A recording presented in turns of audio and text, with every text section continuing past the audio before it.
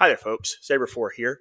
We're going to look today at some Star Wars Unlimited and the future of the meta, trying to kind of predict the next big thing and talk about different ways that you can fine tune your decks to make an impact. This week we had kind of a off week.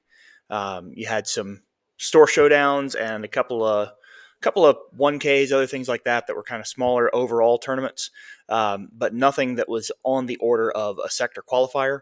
But we'll take a look at a little bit at how those shook out, just to kind of see what happened without Jango. So what do we have here? We're going to have, what do we know? What changed? We'll look at the next big things. We'll look at building your future deck. And then I've got a little bonus deck in here for you in this video. If you have not already, please subscribe to the channel. We've made it over 500 subs, and it's awesome to see that growth. We would really appreciate your subscription as well, and thank you for helping us out. Moving on. What do we know?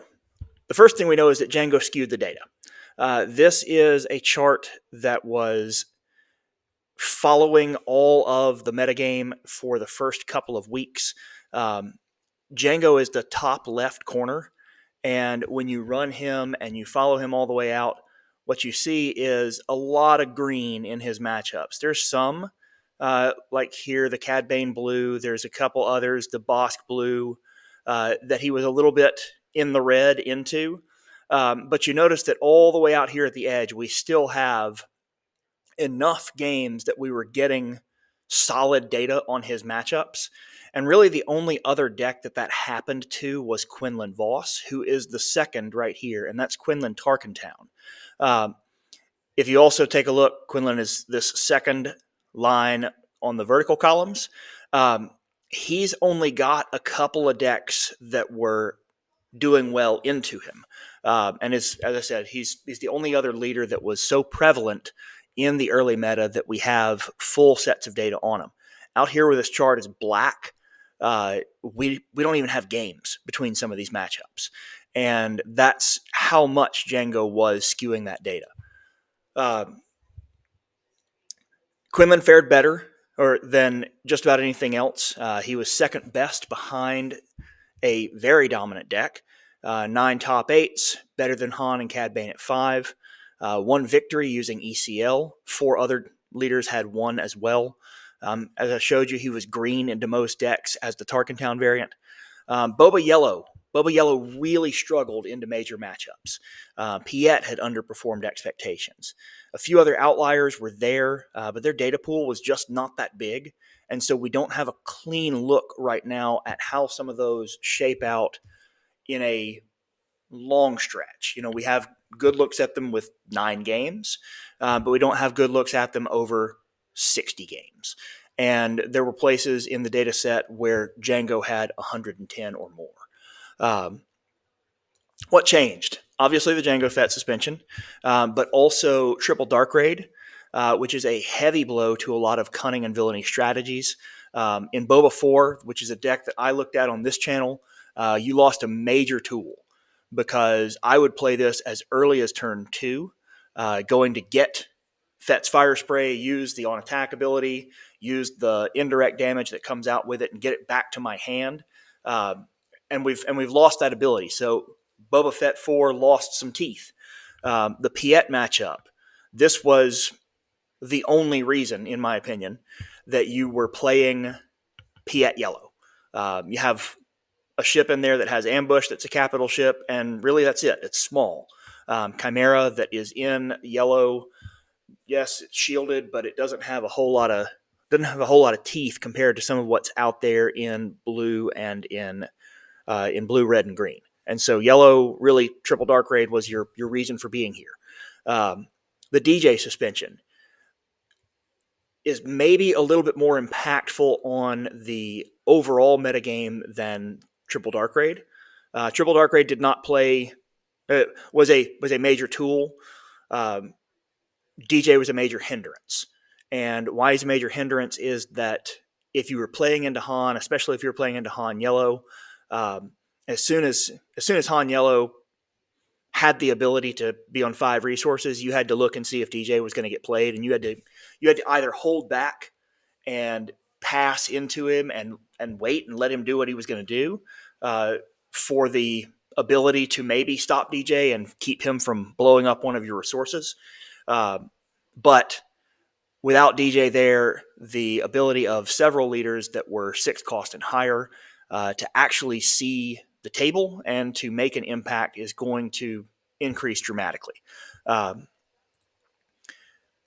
other things that changed: less space dedicated to hard counter. Yellow has a lot of the hard counter abilities for things that decks running Triple Dark Raid did very well. Electromagnetic Pulse and Commandeer were great cards into that matchup. And so oftentimes you were either playing a yellow leader like Quinlan, who, although Quinlan has proven to be very good otherwise, you were playing a yellow leader like Quinlan so that these could be in your deck, or you were playing yellow as your complementary color because you needed these in your deck. And these, without a heroism or villainy icon, were able to be in on both sides. Yellow didn't lose value, though. With the advent of more leaders, I think you're going to be able to see more pilots, which is the mechanic they were trying to put into this particular cycle anyway. And so things like Lux Bonteri are fantastic. Things like Bamboozle, especially if you're playing in heroism, to be able to zero cost defeat a leader and exhaust the unit that it's on is excellent. Go wide strategies are also now more viable, and that means that there's more room for things like Sabine. Sabine was already winning and playing fairly well, but was struggling to have her wide board stopped. Now, without the threat of exhausting an entire board at once, you have a little bit more ability for Sabine to kind of squeeze in. So what are the next big things? Well, we can usually use the past to predict the future. Past results, because people are familiar with particular deck types, have been a consistent way to figure out what are we going to see going forward.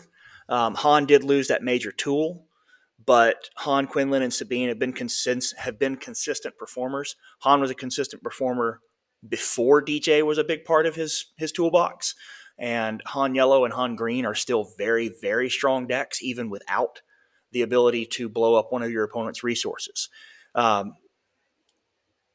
Piet played best in Cunning, but he lost TDR. That means that Piet is probably going to shift into the colors that I think are overall better for that deck. I did do a deep dive in this channel into Piet, and we talked about him in both blue and in green. You can use the extra health bases there. You lose a little bit of either opening hand size, or you lose a little bit of card draw math. But in both cases, having the extra 4 to 5 health may be enough for Piet to really thrive in this. Control started to resurface. We saw a lot of very fast-paced decks trying to play into what Jango was doing. But the last week of week 2, the last week of Jango, we saw a lot of decks that were control rise to the top because they were able to come out and do 1-for-1 removal as a chain and get him off balance enough to not steal some wins, but to take some wins, and including taking the Liverpool sectional. Another thing that we know is that competitive players are going to gravitate toward best of decks. So as we get more data sets and as we get things like Richmond come through where you get another sector qualifier, you will see a draw towards some of those best in class decks. So if you're watching this and you're looking at it for what do I want to take to my store showdown, or take to a small planetary qualifier, or even just your locals where you've got some good players, you're going to figure out what the best decks in the format are pretty quickly, because the best players are going to respond to it fairly quickly. Ping effects are still very strong. Cad Bane and Quinlan. Other staples that you might add in there include the new Luke, the original Darth Vader, Emperor Palpatine, and Bosk. I did a dive on Bosk in this channel recently that we looked at Dengar as a part of what he does, or we looked at just the Bosk leader and putting bounties out on things and using our abilities either through just the Bosk leader or with Dengar to ping units down pretty quickly. And that still remains a strong mechanic. Resource cheating remains a strong mechanic.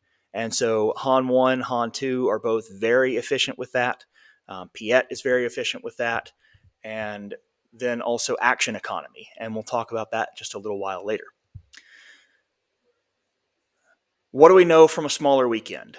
The largest pool of players was a 84 player tournament, and as of this recording, Melee lists that as in progress.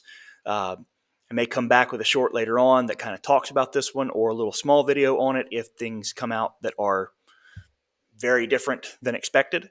But here's what we saw. These tournaments saw Sabini CL win 3 tournaments. Han won yellow. Won a couple of them, one with Nabat, one with just a regular yellow base. Cad Bane won in 2 different variants. He won a Data Vault and he won a Tarkin Town.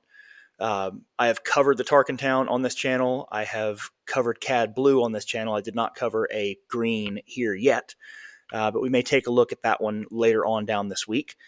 Quinlan Voss won a couple of these, both of those on Tarkin Town, but you also have Kiara Blue and Emperor Palpatine on a blue base. So you had a wide array of leaders that actually came out and won. Very diverse top cuts, as opposed to what we would see a week ago. This was more than a dozen different leaders and bases made top 4s. Some of the tournaments were small enough that they cut to top 4 instead of top 8. And there were more than a dozen different leader and base combinations in that. There are 15 different decks and leaders put together or more that made top 8s. And so we had a very wide array of those. The most common pair were Sabine and Quinlan, but you have Anakin, Yoda, Piet, Kira, who obviously won a tournament. You had some Palpatine in there. You had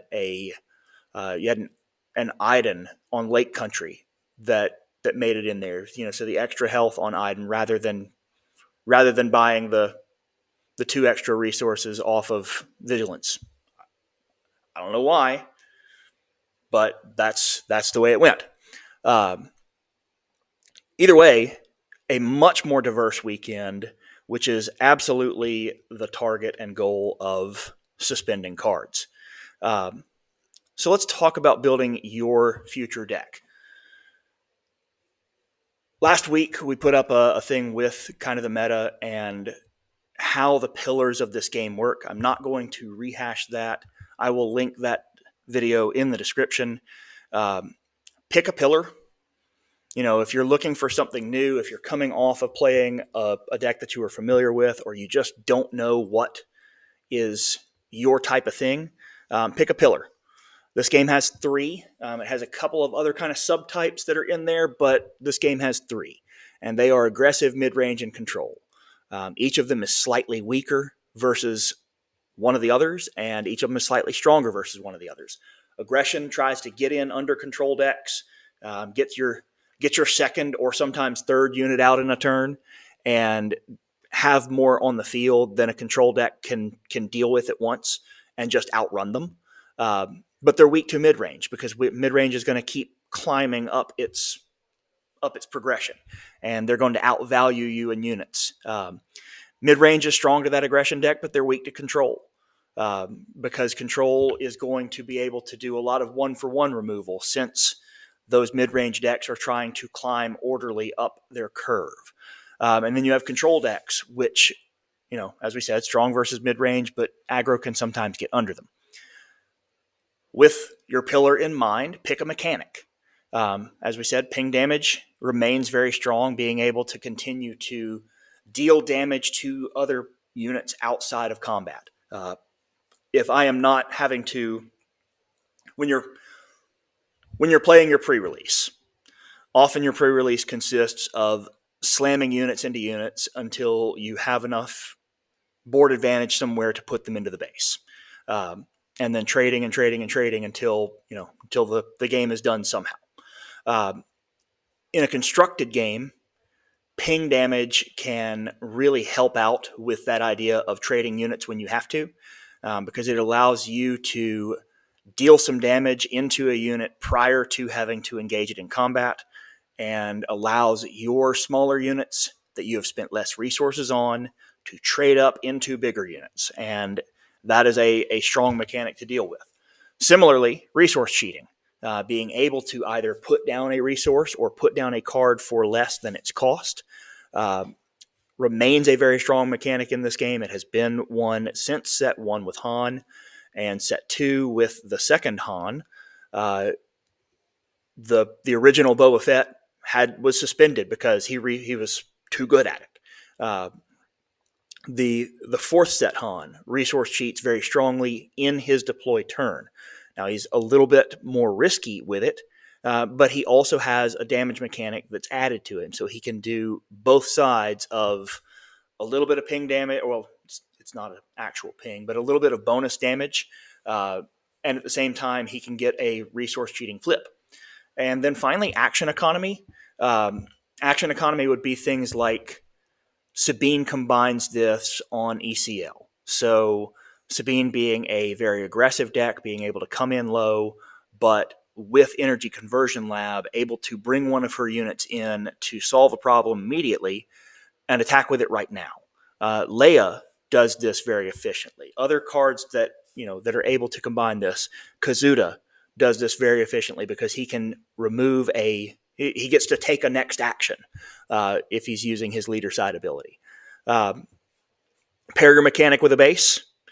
You have high utility bases. Tarkin Town is probably the most commonly used right now, just for the extra added removal that's there.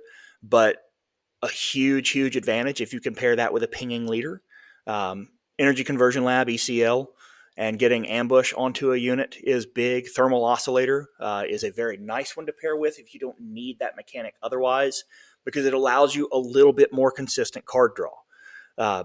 Or on the other side of things, the health pool of Colossus or Data Vault or Lake Country will allow you a little bit more breathing room if you are playing big units and trying to play into a game that hammers people late but might start slow.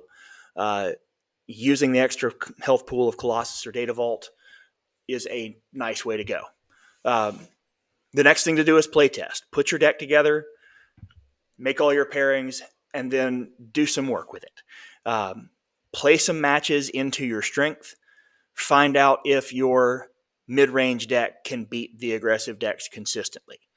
Do those matches feel comfortable? Is there something that you're missing to make them feel comfortable? Do those matches feel somehow uncomfortable to you? Is there something that you're missing that's why they're uncomfortable? Play the mirror matches. Play the matches that are similar in your pillar. Are they winnable? They're not necessarily going to be huge win rates one way or the other. If they are, that's the way that best of decks are found. But are your mid-range decks consistently playing fairly into other mid-range decks? Or your aggressive decks playing fairly into other aggressive decks? And then look at your weaker pillar. Can you sideboard or tech into it? Is there a way that you could change your game slightly that will make that game more functional to you?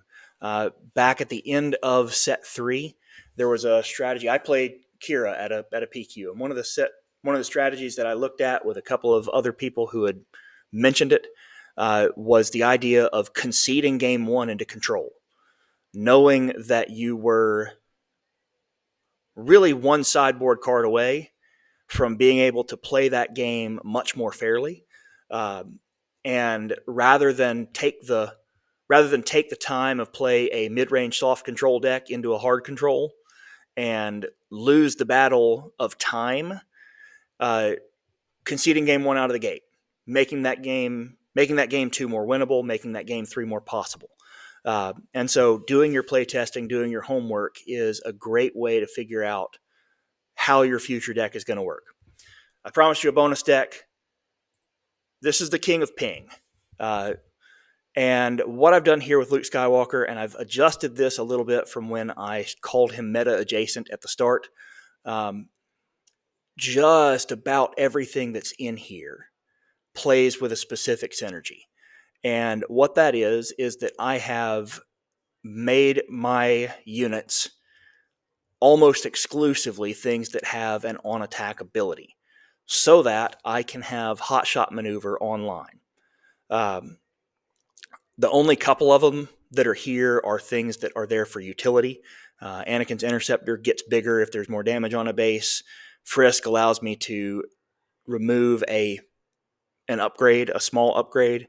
I've considered even changing Frisk out for something different in that spot, possibly the dual laser cannon that adds an on-attack ability. Biggs is here for he doesn't add anything specific except as a pilot, but he's a good body on the ground at 3. And paired with the dilapidated speeder that is beside him, he can really, really wreck somebody's day. Another thing that I've considered adding to this deck would be BB-8, because both Poe and that ski speeder are resistance. That said, just about everything else that's in here has a on-attack ability. And Hotshot Maneuver allows me to use per on-attack ability, deal 2 damage. Well, just about everything in here is also fighters. And so if I deal 2 damage, let's say that I attack with my Red Squadron Y-Wing, which is the favorite play of this on turn 1. And I want to clear some stuff off the board. Well, for 1 cost, I play Hotshot Maneuver. Because it has an on-attack ability, I deal 2 damage to a something. On attack, I deal 3 indirect damage that they have to deal with first. And so I've done 2 damage to a unit. And if that means that they can really only soak 1, now instead of being able to soak 3 into a unit and defeat it, they're going to have to take most of that to their base. Yes, it only attacks for 1, but it's possible to slap Biggs in it or to put Frisk on there and to have that thing piloted if you're not looking at a hard counter. Or if you're pushing on a little bit later in the game, you can wind up doing that, through something like Stay on Target, which again, combined with the Red Squadron Y-Wing, really can do some interesting stuff because the on-attack and the damage from the actual attack are different things. So since I'm attacking at +2, great. I swung a 3 into the base. There's 3 indirect. If you took any of that to the base, I get to draw a card for both instances of damage that happen. And so this has a lot of card draw mechanic, but it also has a lot of ping mechanic, which means that if I attack with a fighter, Luke allows me to do damage to a unit. If there's a damaged unit on the board, Tarkintown can help clear it. And so I've got a large amount of stuff in here that does on attack. I also have some really, really good answers in here. Poe can one-shot Palpatine. Poe can one-shot the largest unit, the largest leader that anybody really plays. Jabba's bigger, but nobody I've seen yet has played Jabba in a seriously competitive game. Hotshot Maneuver does not specify a vehicle. Poe has an on-attack ability. Play Hotshot Maneuver with Poe on the table. Discard 1 card.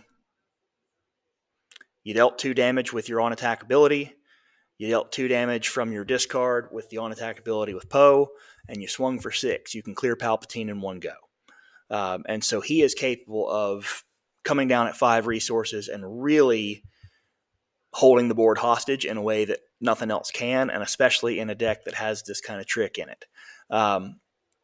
Wrecker is also great here, even without ECL. He's able to come out. Your cap in this thing is at 6, and so I'm not trying to go a whole lot bigger. I'm okay with blowing up one of my resources to deal 5 damage to something, and because I'm not ECLing him in, you have to come and deal with a 7/6 guy. And if you're doing that and he's able to stick next to Poe, then, I've got a big ground game to go along with a major problem out in space. Played this deck a few times, both in person and several times online. It's a lot of fun to play with. Is it going to go win a PQ? Probably not. But is it going to be a major headache to the people who see it sitting across from them? Oh, absolutely. So that's what we got for today. We will see you guys next time. Have a great week.